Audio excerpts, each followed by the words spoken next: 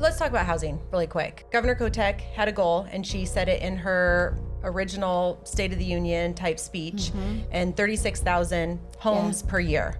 Where is she on this?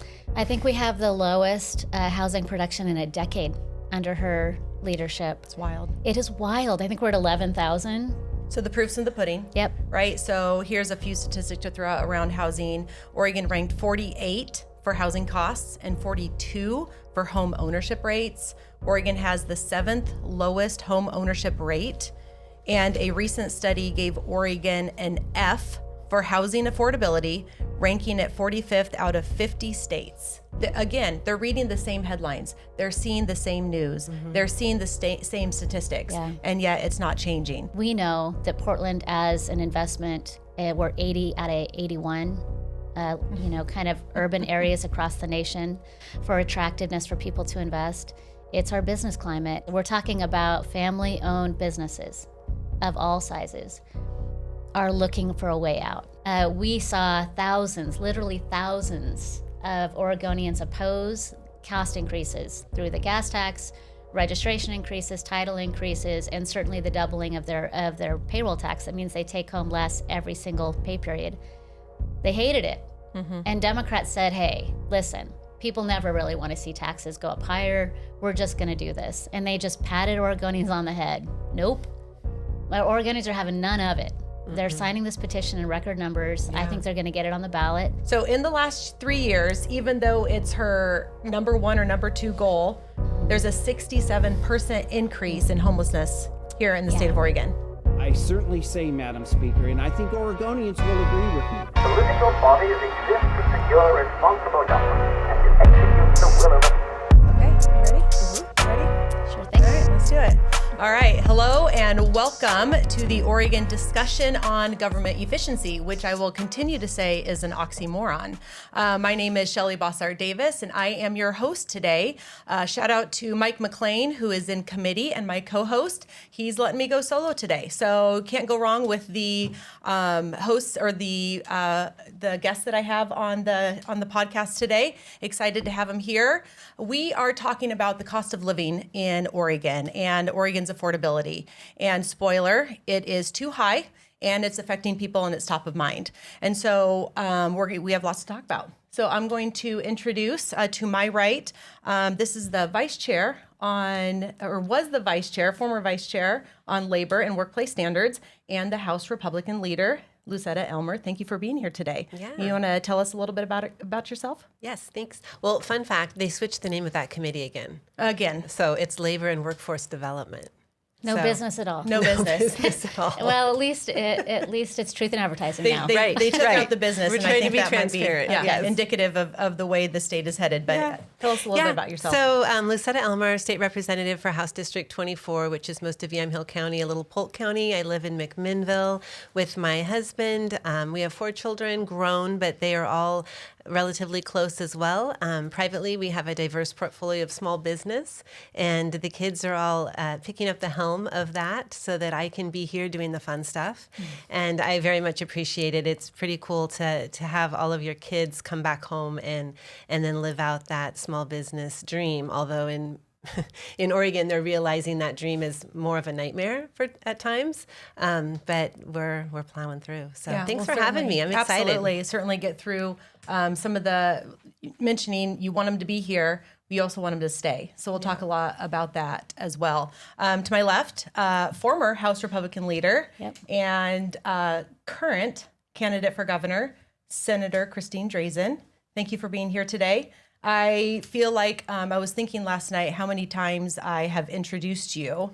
And so it goes a little bit like this. In 2018, we ran. At the same time, we found ourselves in the Capitol, next to each other in the garage, in our offices, even on the House floor. We were by ourselves in the midst of a bunch of Democrats.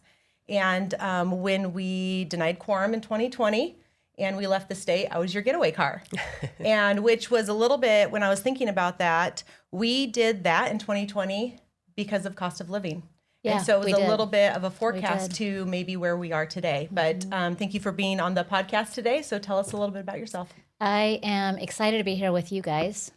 So I am Christine Drazan, and lifelong Oregonian, and grateful to have the opportunity to fight the good fight in Salem in whatever capacity I'm able right now in the Senate. But working towards serving Oregonians and trying to bring back some rationality and some common sense to our state in the governor's office in the year to come.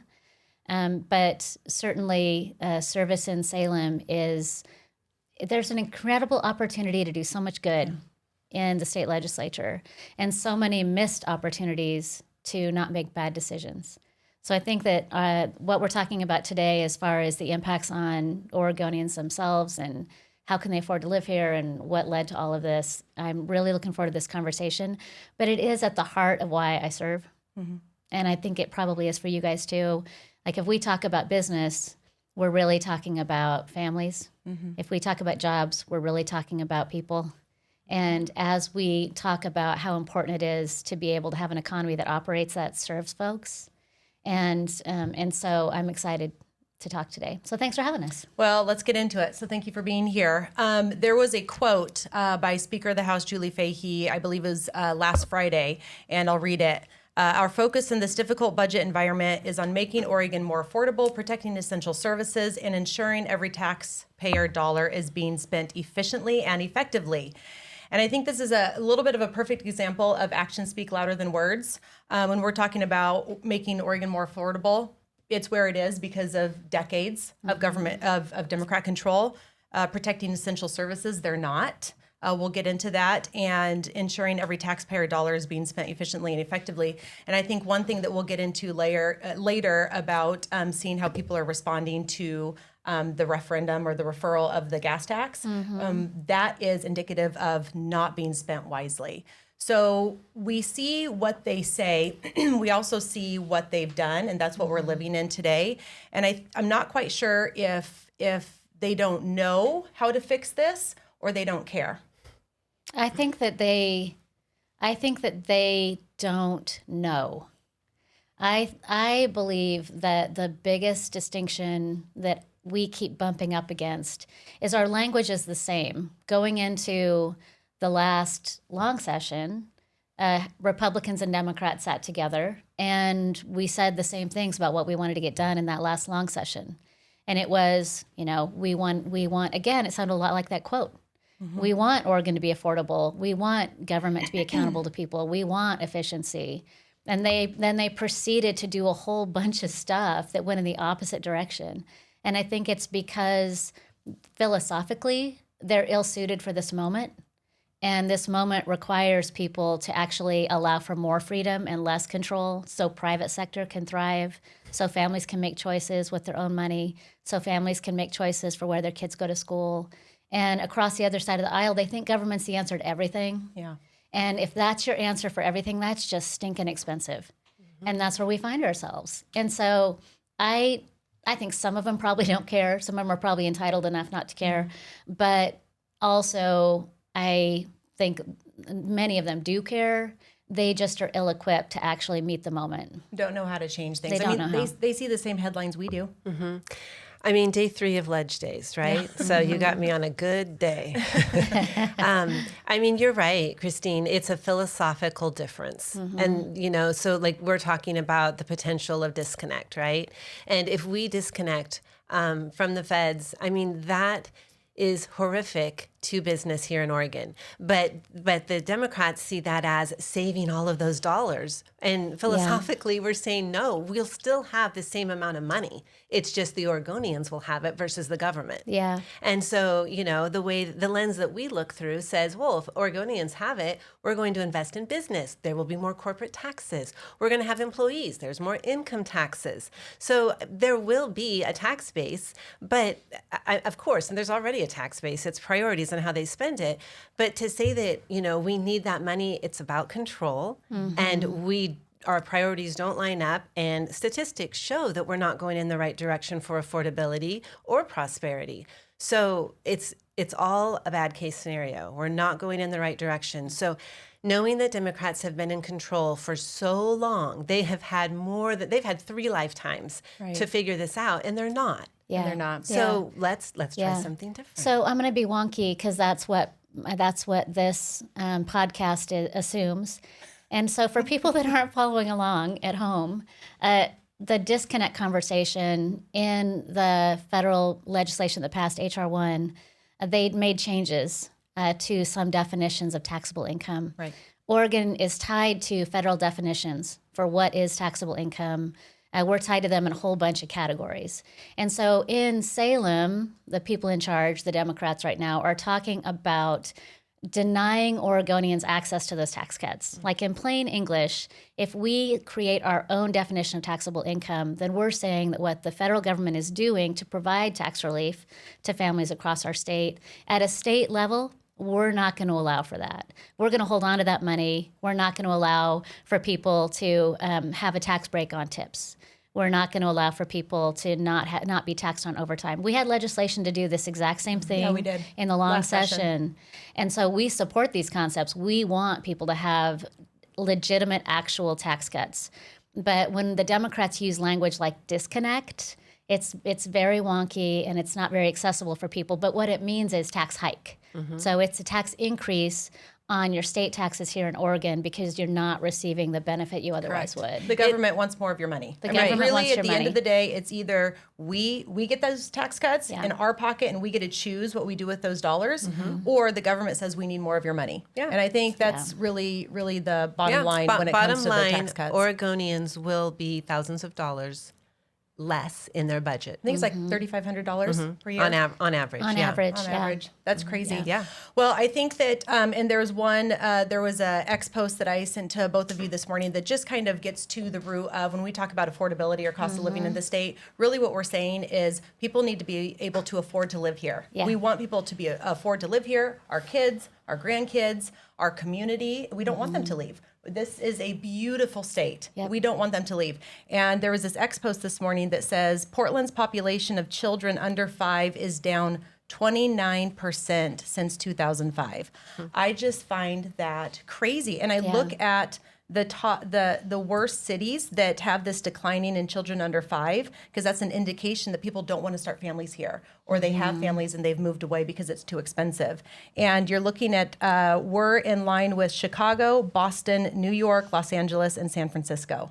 That's crazy. Well, and it's because, again, you look at the other statistics out there, we are one of the most expensive states in the nation for income taxes. We're one of the most expensive states in the nation for food prices.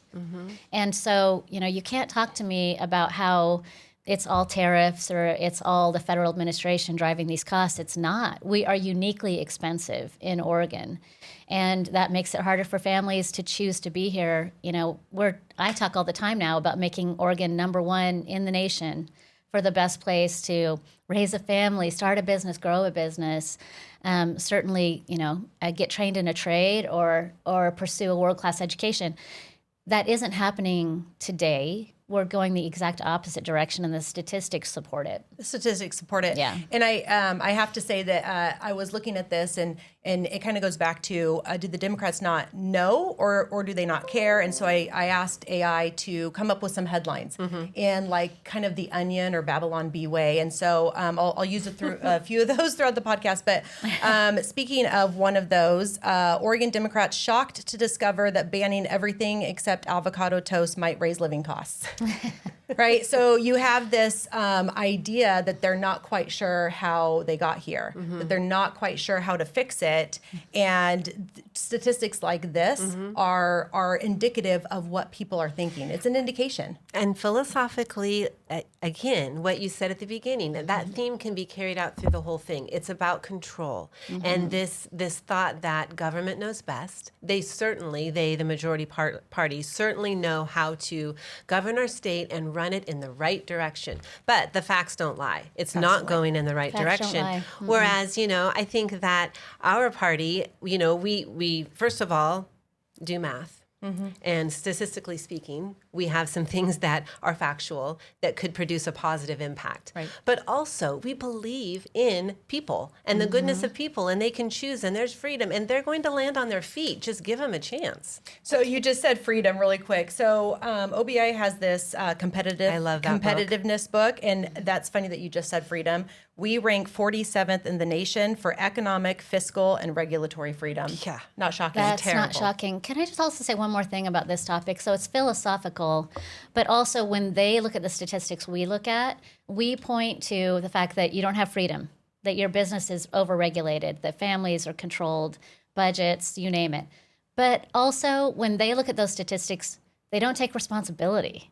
That's the thing that's so shocking to me, is that they're always blaming someone else for the facts that are out there. And so the facts are, we are not building enough homes in Oregon. The facts are the homes that are being built in Oregon are more expensive because of the regulatory environment. The facts are we don't have, businesses are overregulated. That is driving costs across sectors. And so for the folks that are on the other side of the aisle right now, unfortunately, they look at those same statistics and they say, not me, not Yeah. it, Not it. Always not it. not it. Or they'll say that they've met these fake low goals. It's like, it's obscene, the lack of ambition they have for the future of our state, where they claim victory. They take a victory lap when Oregonians are suffering in every category. And we look at it and we say, that's a dramatic failure. And they point at it and they say, that's progress. I'm super proud of that. No, it's really, really not. We're going backwards in every single metric. Or they'll change the goals.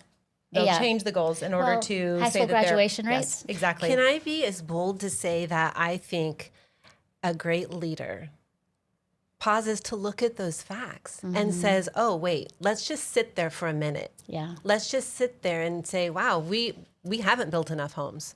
We do have real expensive housing and living. Let's resonate there for a minute instead of just immediately the response is, not I. Nope. Wasn't me. Let's talk about housing really quick. Yeah. Governor Kotek had a goal, and she said it in her original State of the Union type speech, and 36,000 homes per year. Where is she on this? I think we have the lowest housing production in a decade under her leadership. It's wild. It is wild. I think we're at 11,000. And the most expensive and the affordable most housing. expensive ever that we've ever seen. And the crazy thing about this is that when she does speak publicly about this, not only does she, shame and blame and redirect blame to other places, but she has the audacity to actually be mad about the lack of production. She's tying private sector's hands behind their backs. She's spending billions of dollars in public funds to focus almost entirely on public housing, while the private sector is not building multifamily housing because of her policies, because of rent control, because of the cat tax, you name it. No incentives. We're not competitive in land. All of the things together, and she has the audacity to act like she's outraged and mad that somebody else hasn't achieved it. She stood in the way at every turn. But okay, but you said because of her policies. Let's just break that down a little bit more. She's been governor for a couple of years now. Yeah. But before that, she was Speaker of the House for 10 years. Yeah, I believe so. So every policy that has been enacted in the state of Oregon has gone through her office. And she was focused on housing that entire time. It's always been housing. But the reality is what she's been focused on is ruining our housing markets, destroying incentives for developers to want to come here and build, and making it harder for it to pencil for any mom and pop landlords. I don't care who you are. If you are willing to take on an investment and rent out your place and provide housing to somebody, she has made that more difficult and less viable. So the proof's in the pudding. Yep. Right? So here's a few statistics to throw out around housing. Oregon ranked 48 for housing costs and 42 for home ownership rates. Oregon has the 7th lowest home ownership rate. And a recent study gave Oregon an F for housing affordability, ranking it 45th out of 50 states. So those are the stats. Yeah. Those that the proof is in the pudding. Can't deny We the know- facts. You can't. And you also know that there's been one party in control for the last multiple decades, and we're here. You have to take responsibility, and they're not, which I'll throw out another good headline. Breaking news: Oregon Democrats discover correlation after 20 years of calling it coincidence. So one of the businesses that we have in my private life would be around housing. So we've done developments. We have RV parks, manufactured homes, and apartment complex. And I will say one fun fact is we were trying to do an expansion on one of our RV parks, and we just started doing a running tally of how many days it took for the DEQ to give us what we needed, the regulation, the regulatory hoops we had to go through, the time. It was over 770 days to get it signed off so that we could just move one dirt, agency, just expand a few RV sites. But the area where this is, it's a great option for affordable housing. And almost 3 years that it took to get that done. That is wild. That can't stand. No. We cannot stay a state that takes someone like you and your family that is in that space, is providing housing, and they are the reason that you're not. Right. And I think one of the biggest frustrations for me when I came into the legislature was to see how many people who have been here for a very long time have never worked in that space. They don't have any real life practicality. And so I came in very naive thinking, oh, well, let me tell you all about it. Only to be hushed because I haven't been here. So what do I know? I'm like, well, I've been like boots on the ground. It's power and it's control. Power and control. Yeah. It's not whether you have the most experience. It's not. I mean, again, they're reading the same headlines. They're seeing the same news. They're seeing the same statistics, and yet it's not changing. And so, again, we just keep talking about indications of where we are today, the responsibility that needs to be taken, and that there's other options. But I know you've been traveling around the state. I know that you talk to people. You hear how much regulation. So much. What are they saying? The vast majority of people are saying, I'm looking at other states today. And they are, looking at selling their businesses in Oregon, and they're identifying how they can get out of Oregon, out from underneath our business climate. That is shocking. And we're not just talking about the Democrats talking about disconnect as it relates to families. They're also talking about denying businesses the benefit of, the changes to depreciation and all that exists in H.R. 1.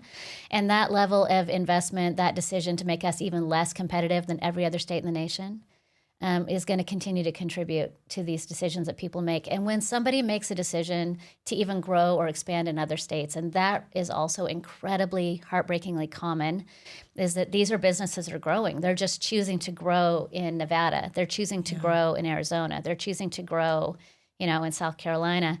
And those decisions affect a generation. Once you have made those capital investments somewhere else, they aren't just going to turn around and come on back. And so that is something we have got to fix. I mean, when we're talking about, massive departure from downtown Portland, people not only are not working in those offices are empty. We saw Big Pink sell for pennies on the dollar. And we know that Portland as an investment, we're 80 out of 81, kind of urban areas across the nation for attractiveness for people to invest. It's our business climate and businesses. We're talking about family-owned businesses of all sizes are looking for a way out. They're looking. They're looking. But they're actually looking. And Alex, if I can have you put that graph up on the screen, it kind of shows the Portland business climate. But before we get to that, Lucetta, you were vice chair of the labor. They took away business, just the labor committee. Yeah. But just this last session, how does that relate to cost of housing? How does that relate to cost of living with some of the laws that were passed in the regulatory environment? Yeah, it's terrible. And I think, when you, as vice chair, I had people coming in from all over the state. I had the Washington County Chamber of Commerce coming in saying our representatives won't listen to us, but these bills are going to kill us. Yeah. Senate Bill 916, Right. first ever in the nation to have public employees go on strike and get paid. I mean, that's beyond rough. that's just ruining communities. Can you just repeat that though? Oh, Yeah. sorry. Yes. Like 916, what does it do? Because I think that people would actually think that that's an Onion headline on its own, but it's actually, it's factual. We tried to is fight factual. it, and it was top priority of the unions. Yeah. So Senate Bill 916 makes us the first state in the nation to allow public employees to go on strike and collect unemployment benefits. And that's a cost to business. To break that down even further, because, so think of like school teachers, okay? School teachers go out on strike and they're now going to collect unemployment benefits. They don't pay into that. Like the rest of private business, we're paying into that to make that fund solvent. So when they're done being on strike, they take the amount of money that they all collected, that's up to the school district to pay the state back to make that solvent, which takes money directly out of our kids' educational budget. It's crazy. That's huge. It's crazy. So you look at, and having it go back to kind of Portland and that indication, cost of business, right? Cost to business, cost of living increases, affordability, extreme regulatory practices. All of this results in, explain this graph right here. Like this is literally, when we were talking beforehand, Lucetta says we flatlined. Yeah. Right? Yeah. Like look at how the mighty have fallen. Well, and this is a reflection of culture where we're picking winners and losers, and the losers are always job creators, businesses, and free markets. And the winners are nonprofits and union heads. I mean, that's really what we're reflecting here. And this tax environment in the city of Portland is, equivalent to New York City. And we're seeing a flight of investment. We're seeing a rejection of the city as a place to invest in the future. This has to change. It has to change. We have to take responsibility for where we are today. We have to listen to the people that are making these business decisions, and we have to work with them to determine what it will take for them to reconsider our state, reconsider our urban core, and reinvest in Oregon. And it's going to be land, it's going to be incentives, it's going to be the tax burden. And yes, it's still workforce, but absolutely it's also the thing we haven't yet talked about, that we're all about affordability, but also we need to acknowledge quality of life. And where we feel controlled in the private sector, where family feel controlled and individuals feel controlled, what's out of control are people who want to sleep on our streets. What's out of control are people who want to do drugs, open air drug markets. We still have the same challenges for people that live in our state. In particular, it's bouncing around, hot spots here. It's better in this neighborhood today. It's worse tomorrow. It's touch and go. But the culture of allowing kind of this enabling mindset where, hey, we're not going to judge anybody. They live and let live. They don't say that in any other category. They want certain kinds of businesses to thrive and other kinds of businesses to go out of business because they don't support them politically. They don't support them philosophically. But when it comes to what's happening on our streets and what is really degrading our quality of life in our neighborhoods across Portland in particular, you were saying, how actually, Lucetta, you were saying that people didn't feel heard. And they came before the labor committee and they said, no. The effects of this are going to be severe. We heard that from our ag industries. They said, you're going to close down family farms if you do this. And they felt ignored. Well, that's the same thing for people that are in neighborhoods in Portland, where all of these choices that are being made impact their quality of life, and their home values are, in the tank. And they don't feel like they can walk around their neighborhoods. They don't feel like their kids can safely walk to schools. The people on the streets are unpredictably unsafe for them. And all of this is impacting quality of life. And so, yes, it is not attractive for real estate investment, 80th out of 81. And also, we know that it is expensive. But you add to that an amazing, extraordinary city just a few years back. Yeah. Is now unrecognizable. And that has got to be not just, oh, what a shame. It's got to be a sense of urgency where we say, not anymore. We are going to help people on the street by name, by need, one at a time. If there's a warrant out for their arrest, they need to be arrested. If we know who their family is, we need to contact them. If they are refusing assistance, they may not remain. Like this we need to approach it like quality of life matters. Yeah. So And not my just- little soapbox on that. And not just quality, like you say, okay, it's cost of living, it's also quality of life. Just this last on Monday, there was an article and it said Portland has managed to achieve the dubious distinction of being both unaffordable and undesirable. Yeah. And that's exactly what you're speaking to. And then he goes on and says, and quote, and government decisions are making both problems worse. Yeah. That's where we are, That's where right? we are. It's these government decisions and these policies over the last decades that have gotten us to this point. And there's no way of looking, just by looking at this last session, they knew these things were happening. These headlines are coming out every single day. They knew that, and there was no change in focus and agenda. There was no change. And you said at the beginning, business is important because business is about families. Yep. Business is important. Jobs are important because they're about people. Yep. And I think that somehow has been lost. Business is important. At some point over the last couple decades, business has become a dirty word. I don't know why. There's people in the legislature that legislators that actually say, don't use the word business, call them job creators. Yeah. Why? Because they don't value business. I mean, we're minimizing them because we don't respect the role that they play in our economy, and we don't view them as valuable to our communities. No. When I say we, I don't mean any of us. I'm talking about the politicians in Salem. And when you have that mindset where business is a dirty word, you're just going the wrong direction, and you're going there fast.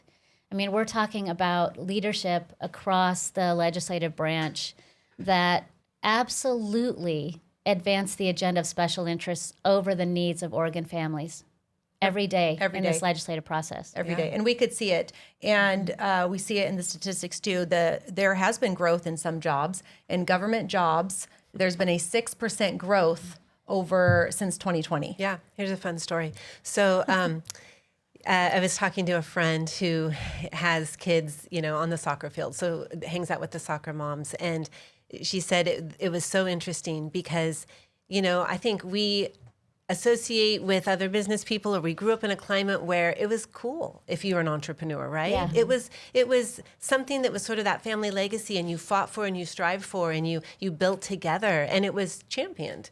But the conversation was that, some of these other moms were talking about how they've been laid off because of the federal government shutdown, and now they have to go back to work. Well, they all work from home. And so she was like, well, what does that look like for you? And they're like, well, I mean, now we have to, we have to go back to work. Like, we have to put in the time. And, just kind of talking about it, well, what do you do? And she said she honestly couldn't get them to tell her what they did. She goes, I don't think they knew. They knew that they put in about 3 hours a day. And they knew that, now they couldn't. One of them actually said, well, now we're not going to, my husband and I don't have time to work on this property that we just bought.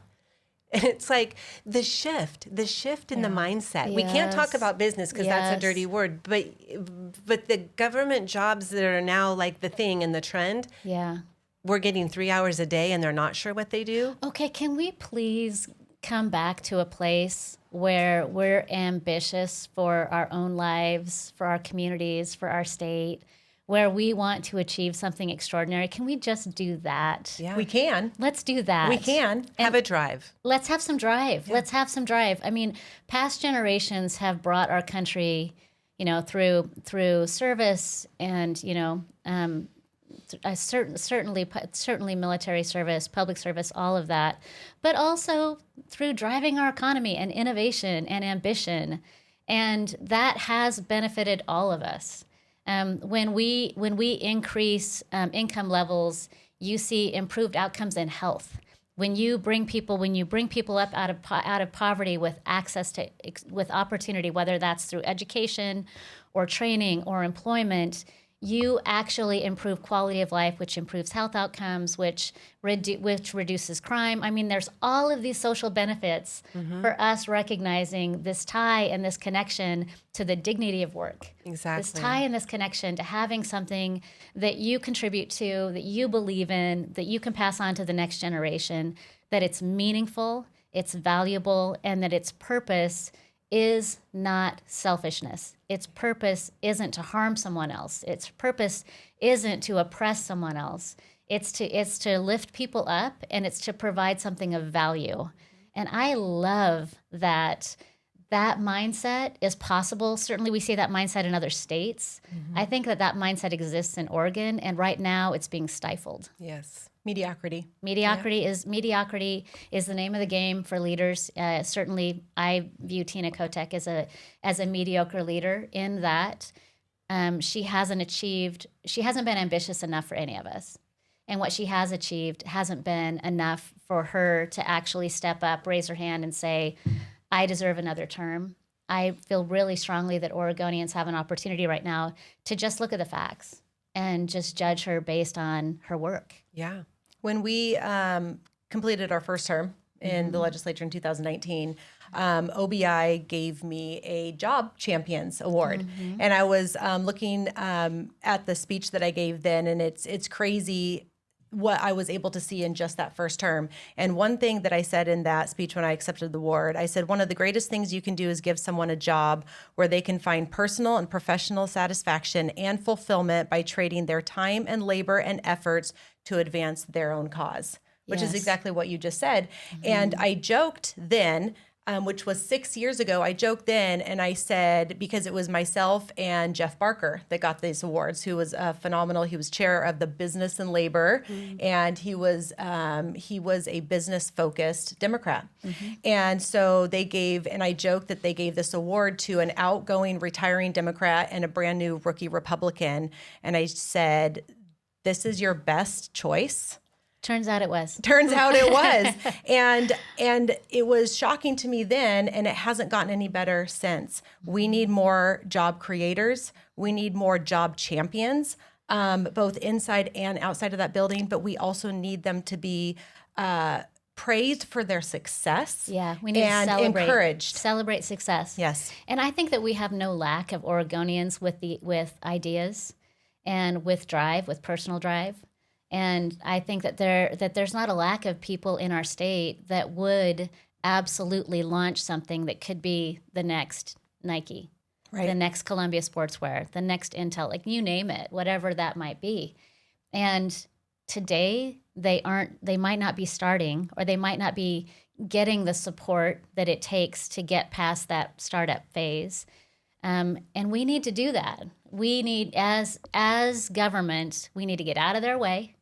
And we need to listen to what help they might need, and we certainly need to celebrate their ambition for our state and for their families, and we need to celebrate their drive.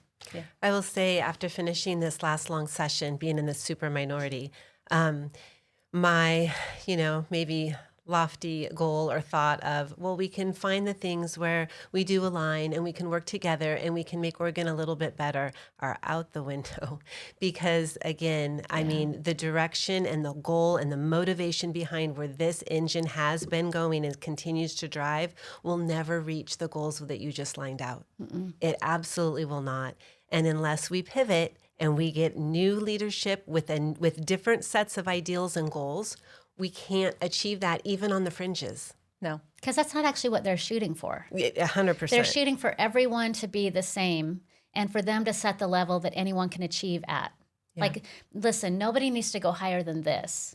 This is the plan for you and your family. You see it in school standards. You see it in our school standards. And how has that worked out for other countries who have tried that model? Not great. Not great.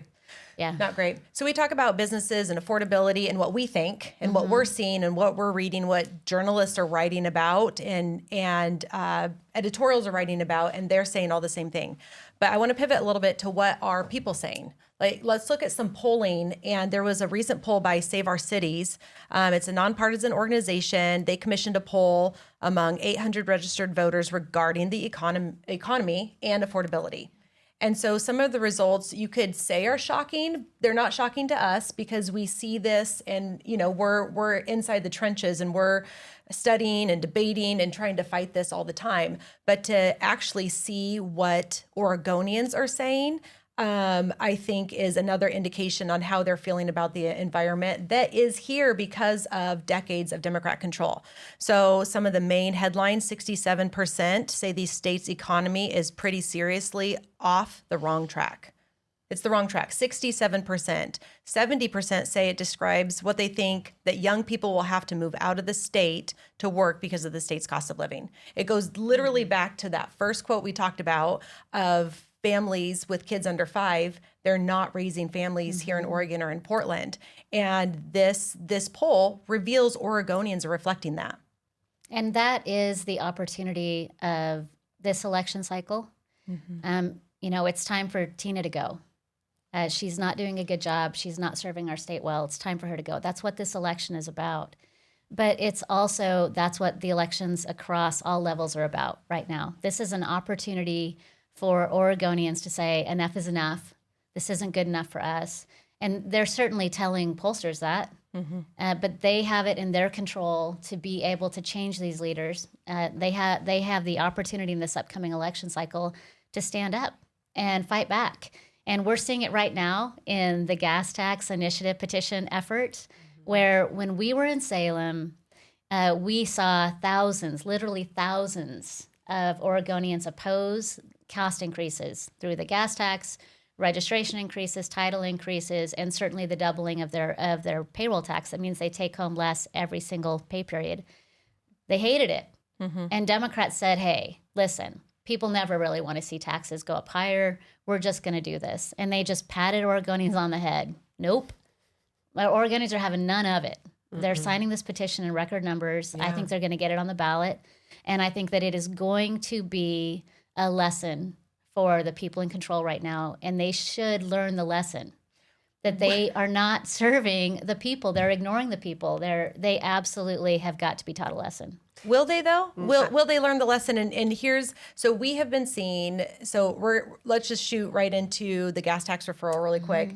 And over the weekend, in the first 3 days, by the time this airs, I would suggest we already have the signatures. I'm going to suggest by the time this airs that we'll already have that. But in the first 3 days, they got over 43,000 signatures, and they need 77,000. That's crazy. That's crazier than any of us. We knew that there was motivation, and we knew that there was a want to push back, and this is a tangible thing that Oregonians can do. But you say they need to learn this lesson. I was in a transportation committee last night, and Democrats on the record are warning that if this passes, that we're going to be in trouble. And they are sitting there and they're actually talking about, well, maybe we need to add a sales tax. Maybe we need to, they're not going to learn the lesson. There has to be upheaval. There has to be a huge shift because they are not going to learn the lesson. They think that they know better, and they just need more taxes in order to do so. So here's the beautiful thing about that is I think that Oregonians need to buckle up for Democrats to game the system again in the short term. I think Tina Kotek tried to game the system when she drug her feet and didn't sign the measure. She thought that was going to prevent Oregonians from being heard. That's not how this is going to play. How this is playing out, right? They are determined to be heard, and I think Democrats are going to try to game the system again to try to put this measure on the ballot sometime other than the general election. Because heaven forbid their names are on the ballot at the same time with this massive tax increase that Oregonians hate. When they do that, though, that means that they will fail just prior to them being up for election in November if they do it. I think they're going to try to create a special election at some point and put this gas tax, because we're going to get the signatures. I think they're going to put it at some other time. So let's say, to your point, they don't learn the lesson. They don't listen. I totally agree. But the ultimate lesson is you lose. Yes. You lose your election. Yes. You lose power. You lose the privilege of serving Oregonians in an elected position. That is the only real way that Oregonians' voices are going to be heard. That's the only real way that the people in power are actually going to learn their lesson. If you ignore Oregonians long enough, if you fail long enough, if you cannot get the job done, if you're ill-suited for the job, if you really should be operating as an executive director of a nonprofit, go do that. Do not treat Oregonians' hard-earned dollars like it's your philanthropic spending, and you get to do whatever agenda you advance. I think the real opportunity is they're going to lose no matter when the gas tax is up, and then they have to lose in their elections in November for the Oregonians who say enough is enough. You didn't listen to me. I don't want this anymore. And I think that's the only way they actually learn is by losing the power. I think that's the only way. the And I only think way. that as we're seeing this vast amount of people being motivated about signing this petition, it's so much more than just the gas tax, right? We know because we lived that in those Yeah. well, first of all, we lived it the entire session, and then especially in the last couple of weeks, and then especially in the last couple of days, we lived how much Oregonians hated this policy. But I think it's more than just the 6 cents gas tax. It's a 15% increase on the gas tax. Also fees are increased, registration, license are increased, and the double the payroll tax. Like, we know all of this. That's the dollar part of it. It's $4.3 billion. That's a lot. But do you think Oregonians are pushing back because of that? Yes. Cost of living, affordability, like we keep talking about. But also, this is their way to push back and say, we don't like your process. We don't like your choices. We don't like where we are in this state.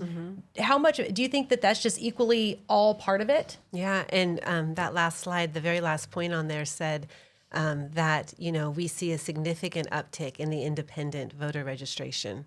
And that is indicative of there's something that Oregonians are trying to say, and that they're saying 73%. They say the economy is in trouble, and then 46% of the Democrats agree. Yeah. So we have a huge part of our population that is just saying enough is enough.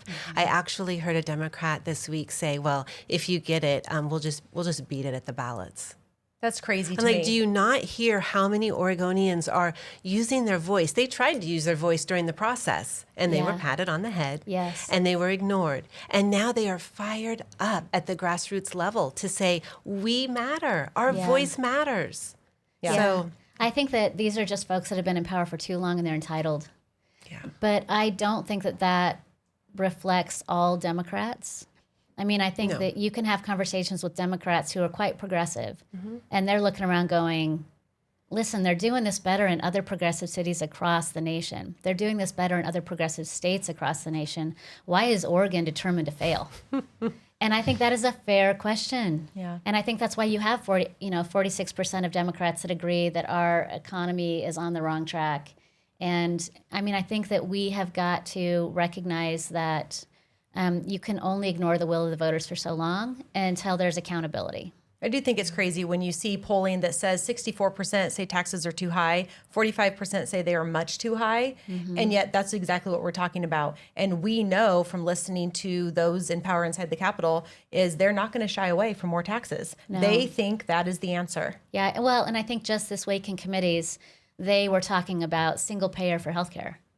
And they've been talking about single payer for healthcare forever, but just to put this into a financial context, a few years ago, they had a report on this question, and they said, well, how much would it cost for there to be one, the state government pays for everybody's health insurance. So right now, our general fund budget, at the time, I think when that was done was around 35 million, right in that billion, in that range. That was equivalent to what would be required for them to go to a single payer health insurance program. They were, without even batting an eye, they have continued to advance that concept, knowing that it would double the cost burden on Oregonians, knowing that they would have to expand to a sales tax, that they would have to expand the corporate activities tax or the commercial activities tax, apologies, and knowing that there will be no end in sight for what taxes they'd have to increase to get that done. They're still talking about it. Yeah. They are still advancing the concepts. And when, to Lucetta's point, they're still talking about disconnecting from the tax cuts in the federal legislation. Right. And when they talk about this gas tax, we had a plan that let them solve that crisis with the existing revenues. Right. And they have not taken that out of the trash bin and looked at it again. Instead, they're like, well, we're just going to have to go back and raise more taxes. And Just raise more money. Can we point out the revenue forecast? Oh, yeah. I mean, we're down 63 million. So we're still going to talk about how to Yeah. spend more money. Yeah, I mean, we need to figure out how to live within our means, absolutely. and we haven't been successful with that. So, and also, Oregonians are saying it's too much. We can't live here, and all of the facts we've already laid out today. And then we're still going to talk about something else that will cost an absurd amount of money, Yeah. more than we don't already have. No, it's wild. Their priorities aren't the priorities of Oregonians. Oregonians, It's crazy. they want their lives back. They want if they're running a business, they'd like to just operate their business. They would like to be able to live the life that they choose. So we've talked about affordability. We talk about what we've seen in the headlines. We've talked about what we know has to change, and it's not on the fringes in order for us to get back on track. And I say that because Oregonians themselves have said we're on the wrong track. So in order to get back on track, there has to be a shift. There has to be new leadership. There has to be a new agenda, a new focus in Oregon, because Oregon is beautiful. It has so much opportunity within her borders here. And I'm proud to be an Oregonian. All three of us are born and raised here in Oregon. We're very proud of that. And so leadership matters. And so I wanted to finish this out. There is actually, and I'm not even kidding, there is actually on, and Tina Kotek is the head of our state, right? The buck ends here. And on her website, there is an actual link, and I'm not even kidding. I'm going to list a few what she is calling accomplishments, because I'm saying that if you want to get back on the right track, you have to be bold. You have to do things differently. And this is not what we're seeing. So just a few list of accomplishments, okay? Re-upped homelessness state of emergency after exceeding year 1 goals. Right. Slow. Yeah, there we go. Congratulations. Congratulations. So re-upped homelessness state of emergency after exceeding year 1 goals. That is a accomplishment. It's laughable. It's laughable. Yeah. I'm not done. Accomplishment, released 25-27 recommended budget. I mean, as in she did what she was constitutionally required to do. Right. Yeah. They did Amazing. the job, This checked the box. Amazing. It's as if we're writing the Onion for them. Made measurable progress on homelessness crisis. I think, Spend a lot of money. I'm sorry, but 67% increase in homeless living on the streets in the city of Portland in the last 3 years. Exactly where is she measuring? What's the measure there? The measure, I mean, it cannot be a measurement of... That's measurable. It is measurable. That is measurable. And so is that progress? Is her goal to go the opposite direction in every category, in which case she is knocking it out of the park? So that's 67%. That's since she's been elected? In the last 3 years. So in the last 3 years, even though it's her number 1 or number 2 goal, there's a 67% increase in homelessness here in the state of Oregon. Well, in Portland. The numbers vary by region. But Portland was always the epicenter of the challenge, and it certainly has reached across our entire state. But her version of tackling this has been nothing but declarations and convenings. She has not solved this problem. That's so great. She spent money, billions of dollars. I have a few more. Okay, I have keep a few going. more. 3 new agency leaders appointed. Oh, stop. Come on. Is that following scandal? Yes. So we were not going to talk about the fact that why they left. Right. Let's not. Yeah. 3, and there might be more since this was, but you guys, I have a couple more, but I just cannot believe that these are on the list of accomplishments. Yeah. Well, and also I think this is the other thing that's very instructive. None of that has anything to do with Oregonians. It has everything to do with government. And government patting government on its own back, and politicians congratulating themselves for being politicians. That there was nothing in that list that improved the quality of life for any Oregonians. No. Because as we indicated, she certainly hasn't actually fixed homelessness. No. What has she Measurable. Hosted the governor's marketplace in Salem and Portland. fixed? Okay. Congratulations. Okay.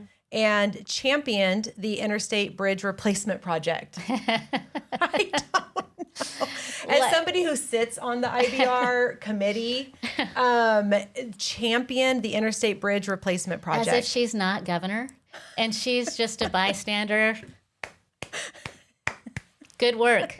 Loving the meetings. Okay. I just can't. I don't understand why that project in particular has to be all things to all people. Yeah. I mean, if they just wanted a bridge, let's build a bridge. But instead, they're treating it like it's a city street. I don't know of very many highways that have pedestrian paths, like interstates. Imagine interstates. I actually don't know if you're like, I was sitting in committee last night and I Googled it and I asked that question. I was like, how many freeways have pedestrian and bike, on it. I think it's prohibited for and they people to said there's walk no- on, Right, on it the is. on There's no interstate. statistics It because is. you're not supposed to. You're not supposed to be there. So I had For good reason. new questions You on wouldn't this. want me driving. But No. here's what I think Oregonians would be shocked about. As we're talking about this new bridge replacements, we're talking about the costs just ballooning, which goes back Yeah. again to cost of living. Somebody has Yeah. to pay for this, Yeah. whether it's in tolls or whatever the case may be. But 52% of the surface area of this bridge is non-highway use. Yeah. And that's a cost driver. And it also reflects priorities. Yes. The priorities are a political agenda. It's not government efficiency. It's not just doing their job. It's not building a road when a road needs to be replaced. It's also not It is safe. being all things to all people. And it's not safe. Yeah. And that part that's transit, that's, I guess, max. Vancouver doesn't even want They that. don't want it. They've actually don't voted it want down. Yeah. They voted it down 3 times, I believe. They don't want it. And Oregon's leaders just keep beating their head against a wall. And while they are not listening to anyone, they're not listening to their partners, they're not making wise decisions, they're not being accountable, they're not being efficient. The longer that takes, the more it costs. Yeah. All these costs are going up every single day. It's Every not going to single get day. cheaper.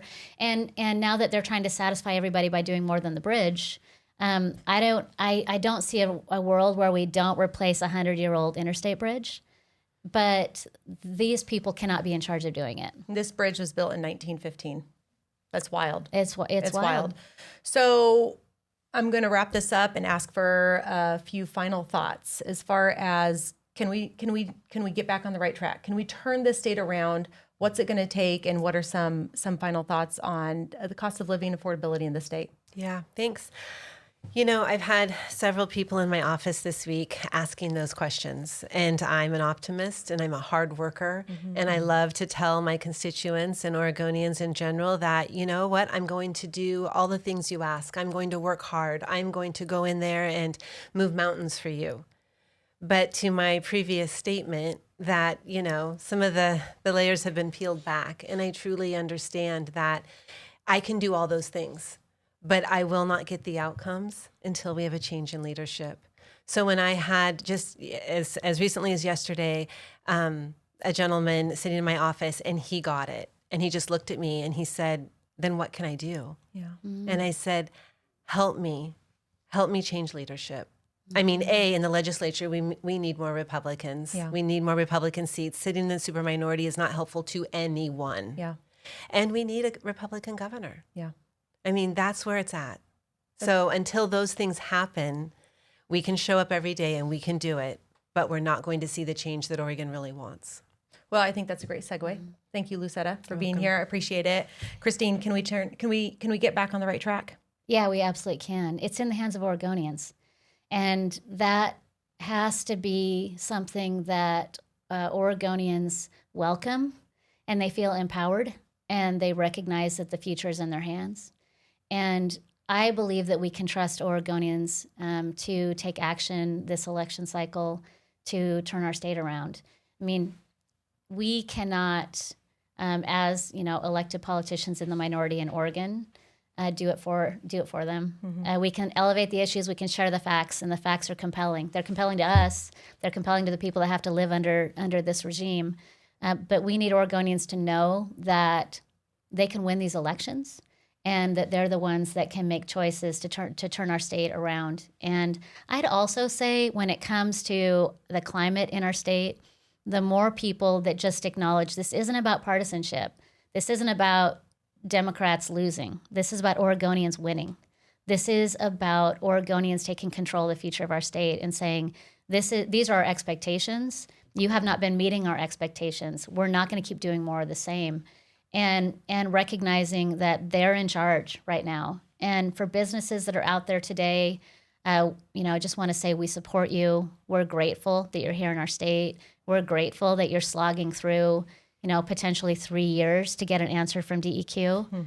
It shouldn't be that way. New leadership will help turn that around. We have to reduce rules and regulations, but we also need business owners to be willing to be clear, like you have been, Lucetta, about what that experience is like. Tell the story. Tell people how is it that you're not expanding in Oregon? What's preventing you from expanding here? Because I believe we need community leaders to stand up. We certainly need people in elected positions, but we need people that are affected by this stuff to continue to use their voices and be public about what their experience is here in Oregon and what they want for the future of our state. And then vote. Vote when it comes to the gas tax. Vote when it comes time for the elections. And we have had lots and lots of close elections in Oregon's history. But this one in particular is going to be our opportunity to hold Tina Kotek accountable for being, she should be one-term Tina. She has not justified a second term in office. And that's a reset for Oregon that we so desperately need. We need Oregonians to say, we love this place, this isn't good enough for us, and we are not going to be intimidated by Democrat fear tactics. We're not going to be manipulated by inflammatory language and just the boogeyman concept all the time. This isn't good enough. Facts on the ground aren't good enough for us. We are going to take charge. And that's how we get our state back. That's how they get their state back. That's how Oregonians have that bright, optimistic future that we all have in us. Yeah. Like, we live here because we love this place. We live here because not that we want to beat our heads against a wall, but because we recognize the potential and the boundless potential of Oregonians themselves. So I believe, and I'm optimistic, just like Lucetta is, that there is an opportunity to just put the brakes on these cost drivers, to say no to new taxes, and to have new leadership in our state that can commit to Oregonians to be accountable for the things that they care about, not the political agendas of the special interests. I don't know if I can add much more to that because that's incredible. The only final thought that I would have is that the problems here in Oregon are not DC grown, they're Oregon grown. And the opportunity in that fact is that we can change things, that Oregonians themselves can decide that we want a better place to live, to raise a family, to work, and to retire here. Yeah. And that is the goal. So thank you both for being here today. Thank you for watching, and we'll see you next time.